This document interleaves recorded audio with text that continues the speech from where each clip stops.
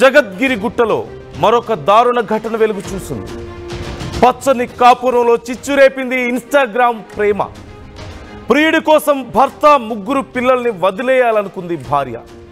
అయితే ఈ నేపథ్యంలో భార్య మీద కోపంతో భార్య గొంతు కోసి మణికట్టు కోసుకున్నాడు భర్త. పీజీఆర్ నగర్లో నివాసం ఉంటున్నారు శ్రీధర్ కళ్యాణి దంపతులు. కళ్యాణికి కర్నూలుకు చెందిన వ్యక్తితో ఇన్స్టాగ్రామ్లో పరిచయం ఏర్పడింది.